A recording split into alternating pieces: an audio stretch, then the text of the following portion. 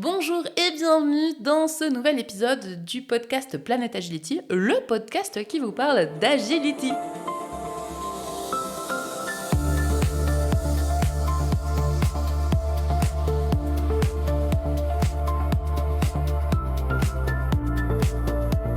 Aujourd'hui, on va parler de nos expériences respectives et surtout des choses qui nous ont fait vraiment évoluer. On va dire des moments un petit peu pivots qui ont fait que nous, en agility, on a progressé. Qu'est-ce qui nous a fait avancer, dépasser peut-être certains blocages, certaines difficultés, dans l'idée que si nous, ça nous a aidé, il y a des chances que vous, ça vous aide aussi. Et donc, on avait envie de vous partager ça. Donc, est-ce que tu veux commencer ? Est-ce que Camille, tu as un déclic, une idée, un moment pivot qui fait que tu as évolué dans ta pratique de l'agility et surtout pourquoi ça t'a aidé ? Alors, je pense que le premier gros déclic que j'ai eu, c'est la découverte du clicker training. C'était dans le temps jadis, peut-être en 2005, quelque chose comme ça.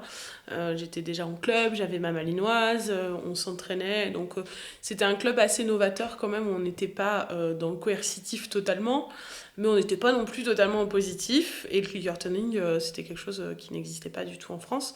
Et la découverte de cette méthode-là, donc où on va entraîner le chien uniquement à base de récompenses, un marqueur, donc en l'occurrence le clicker, et surtout laisser le chien être acteur de l'apprentissage, c'est quelque chose que je n'avais jamais vu, que je n'avais jamais pratiqué. Et l'arrivée de cette méthode-là en France, pour moi, elle a complètement révolutionné ma vision du chien, de l'entraînement du chien, presque du monde, je pense aussi.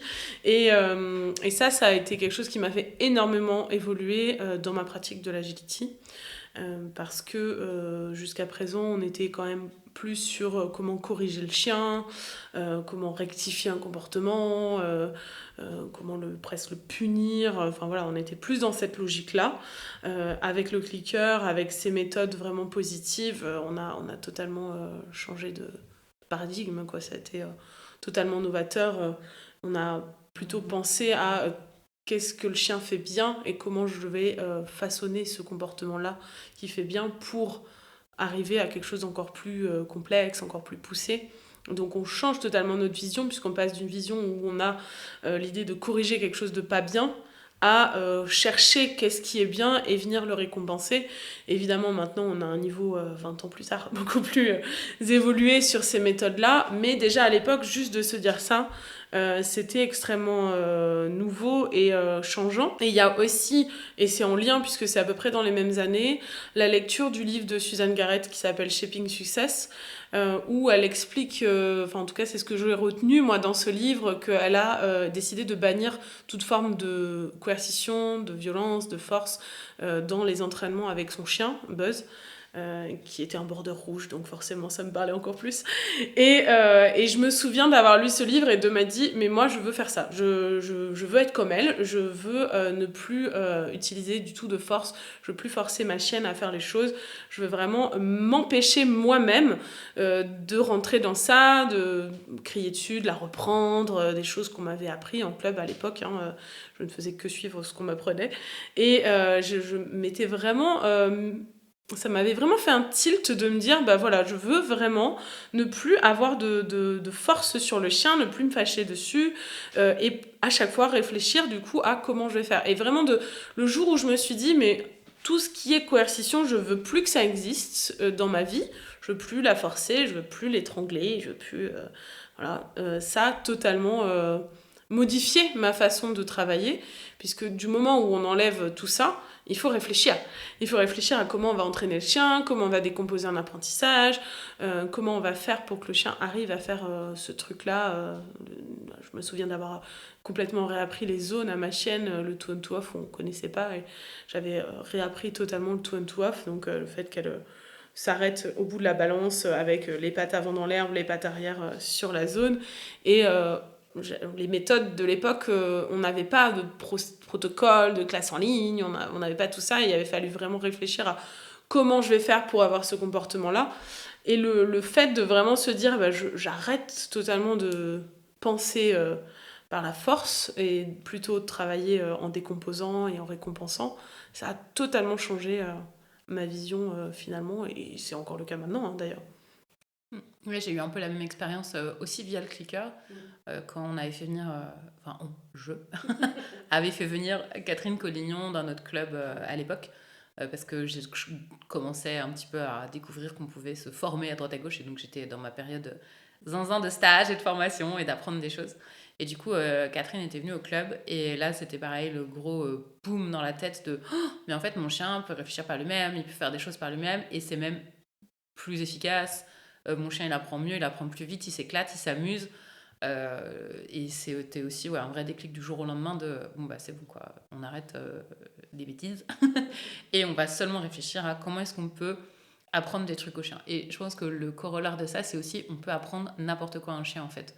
Enfin, moi je pense que ça, c'est quelque chose qui a beaucoup après dérivé sur le travail que je fais pour les chiens réactifs, c'est l'autre côté de mon activité.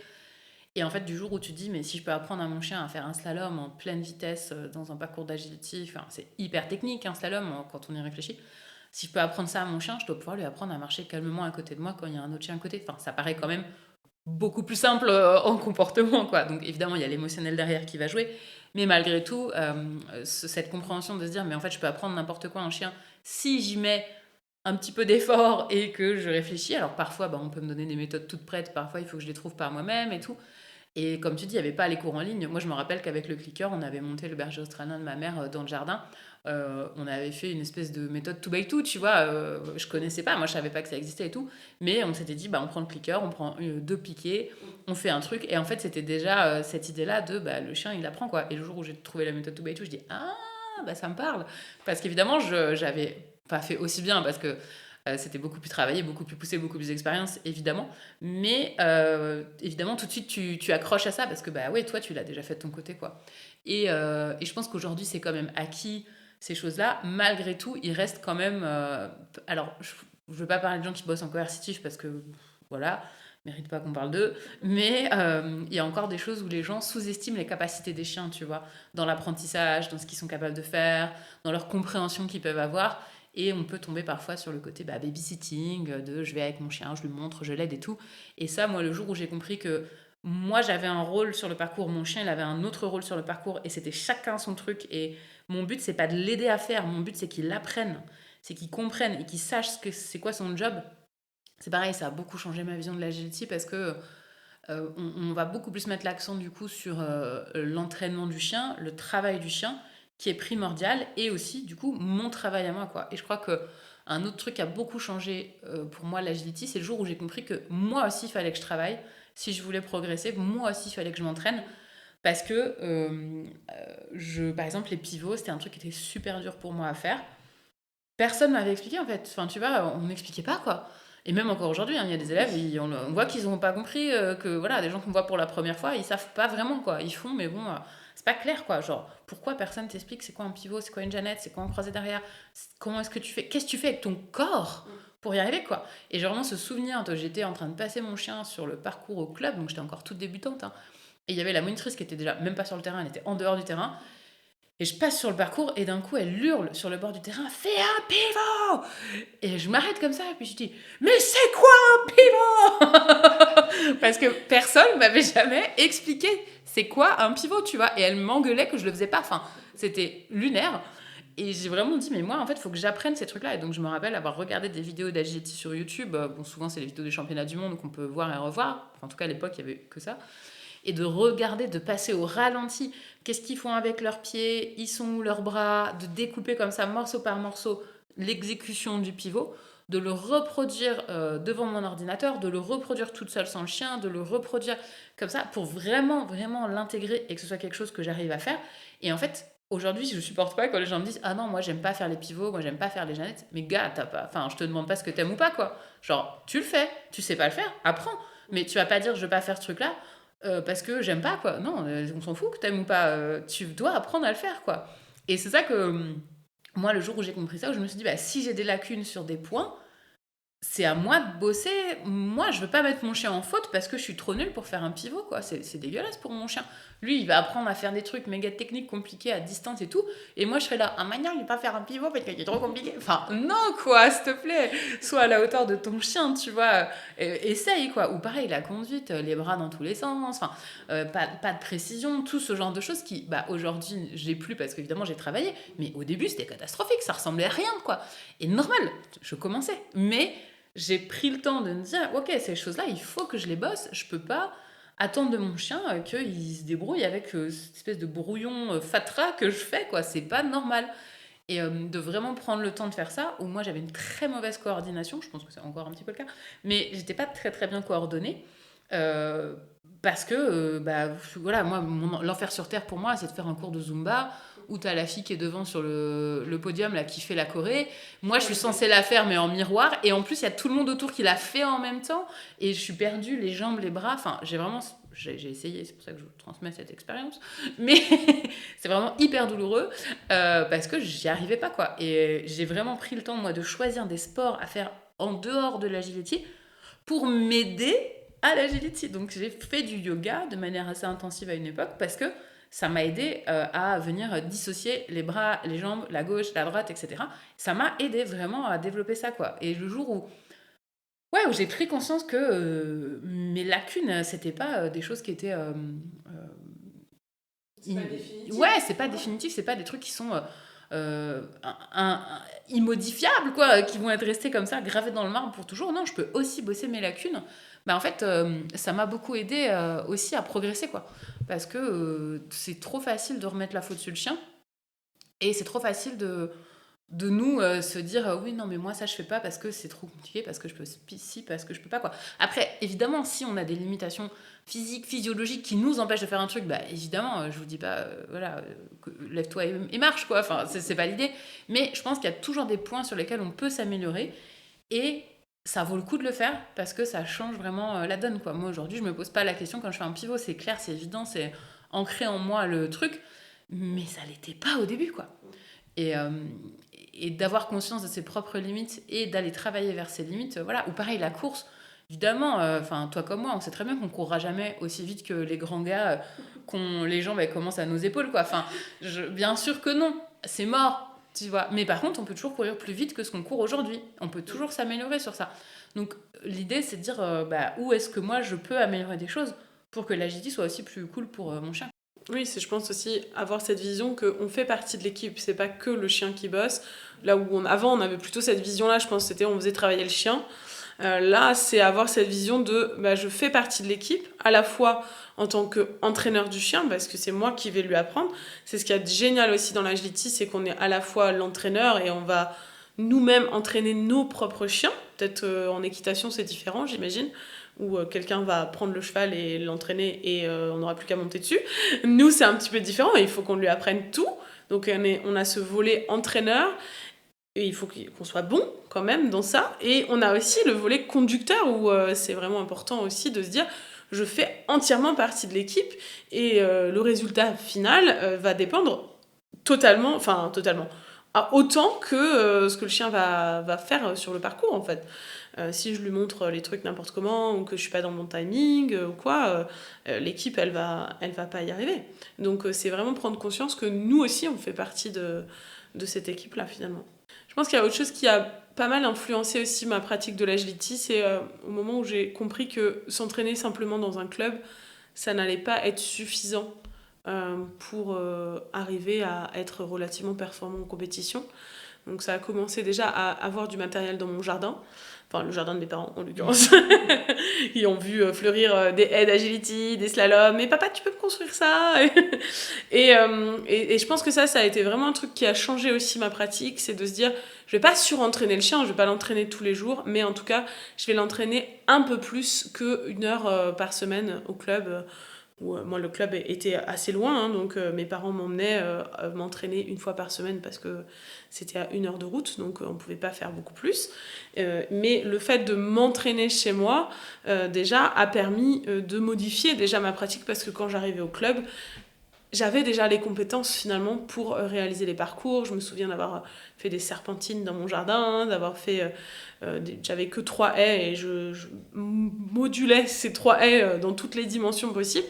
Et quand j'arrivais à l'entraînement sur le parcours, on était déjà entraînés, ma chienne et moi, à faire certaines combinaisons et c'était quand même beaucoup plus intéressant.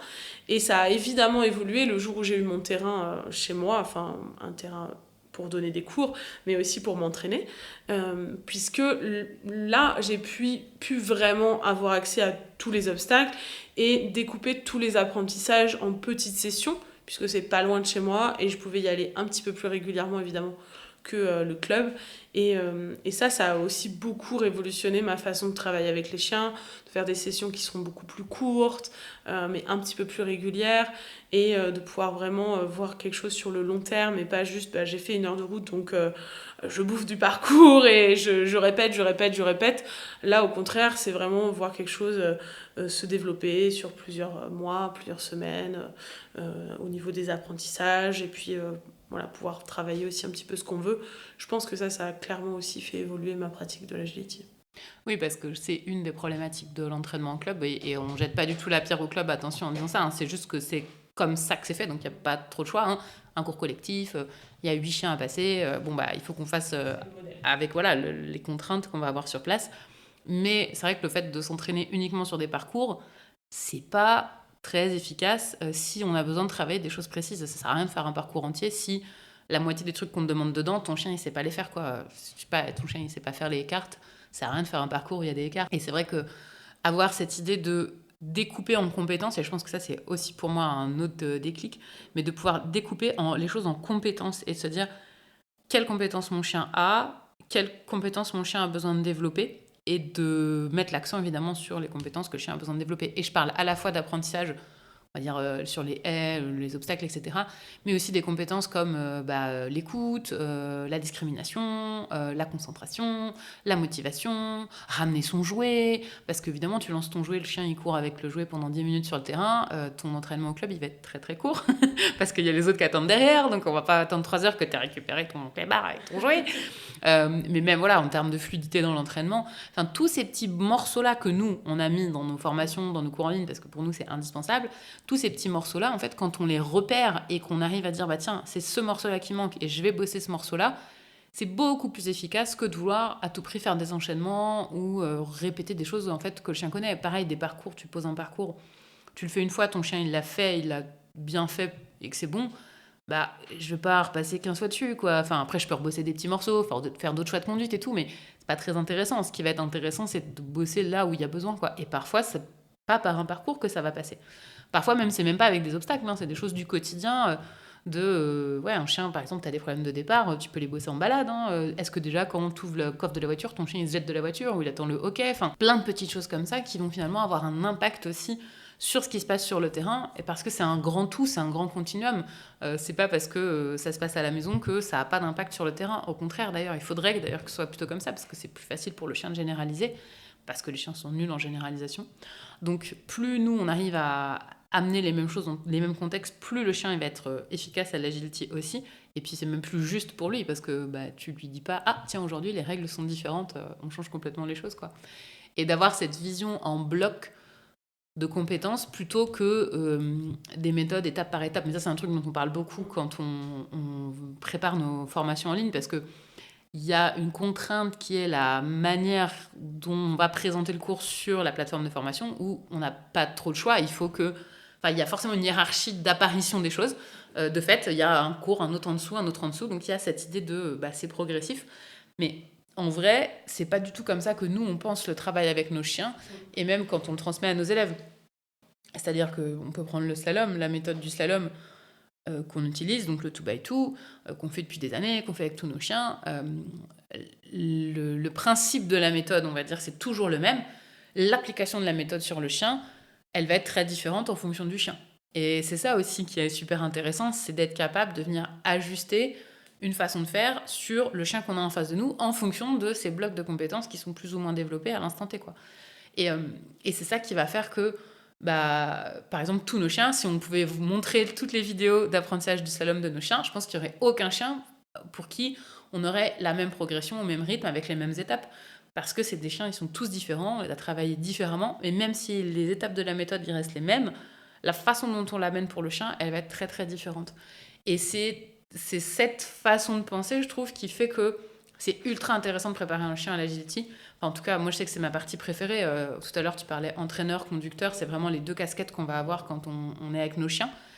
Et je pense que toi comme moi, le côté entraînement, c'est ce qui nous a fait démarrer le truc. Moi, je suis clairement plus entraîneuse que conductrice. Je le sais, et même du coup j'essaye d'améliorer mon côté conductrice parce que c'est là où il y a besoin maintenant que j'avance. Mais ce côté entraînement, je trouve, il est hyper intéressant quand on arrive à le considérer pour ce qu'il est, quoi. Pas juste je veux que le chien fasse bien. C'est vraiment de comprendre son chien, de connaître son chien, de comprendre la dynamique, la façon d'apprendre. Et encore une fois, toutes ces petites clés de qu'est-ce qui va nous manquer à quel endroit et qu'est-ce qu'on va retravailler, plutôt que de s'obstiner à faire des choses, soit que le chien sait déjà faire, soit que le chien clairement ne comprend pas et du coup ça sert à rien. Allons bosser là où il y a besoin. Et parfois ça veut dire vraiment un truc tout petit, mais d'aller le chercher, de vraiment le travailler et d'un seul coup, clac, clac, ça débloque tout le reste. Et c'est un peu l'effet domino de hop là, c'est bon, le truc en fait que je pensais impossible, désormais il est possible et il est réalisable, quoi. Et ça, c'est ultra passionnant, je trouve que... Et ça manque beaucoup.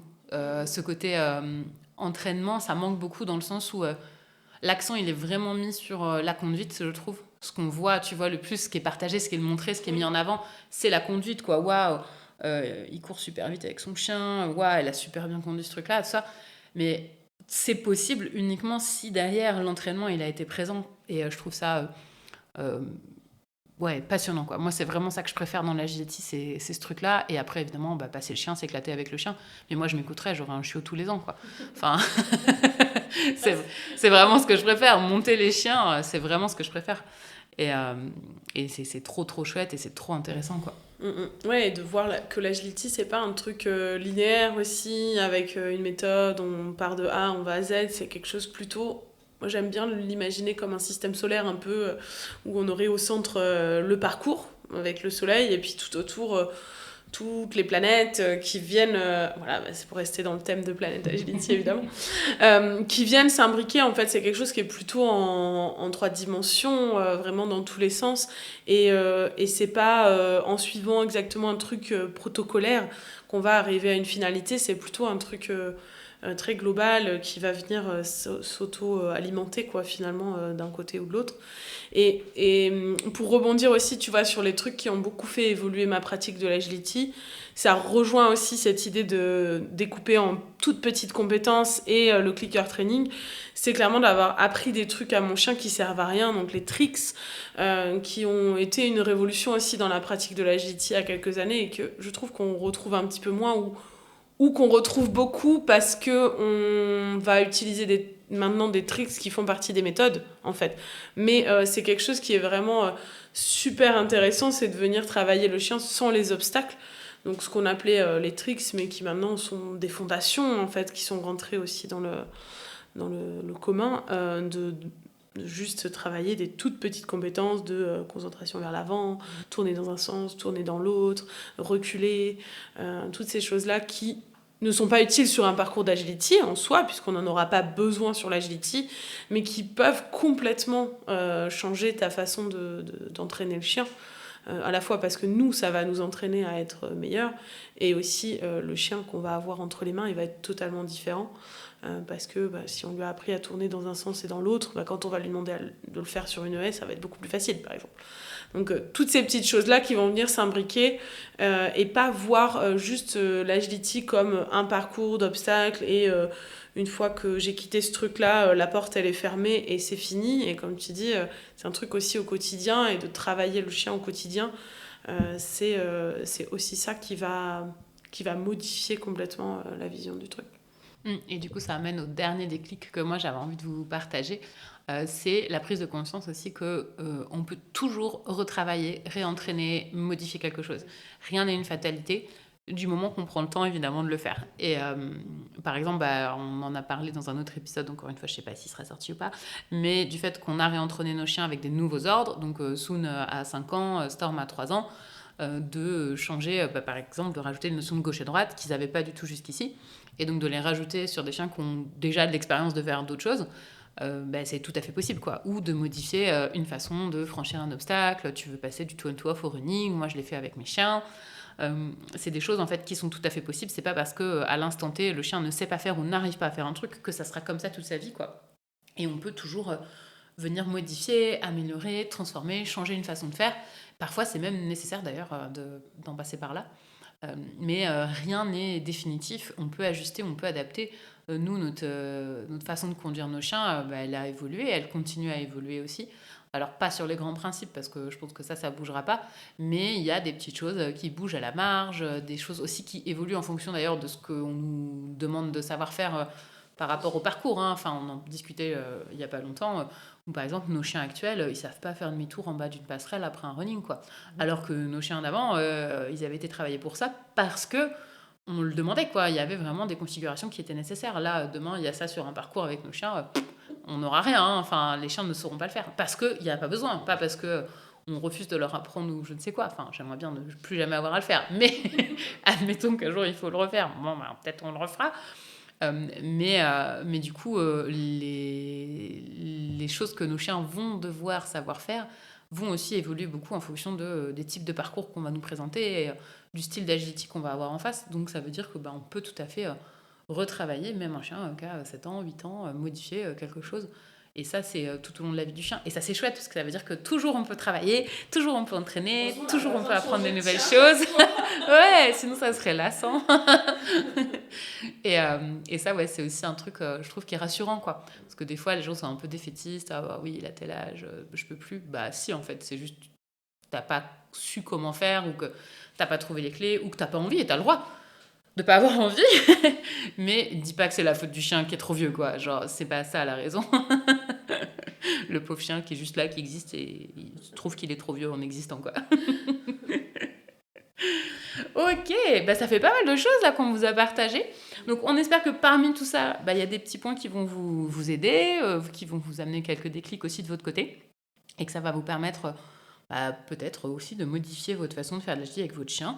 Peut-être que vous aussi vous avez d'autres déclics, donc si vous avez envie de nous les partager, c'est avec grand plaisir. Et on va se laisser là-dessus pour cet épisode. On se retrouvera très bientôt pour un prochain. On vous dit à bientôt sur la planète Agility.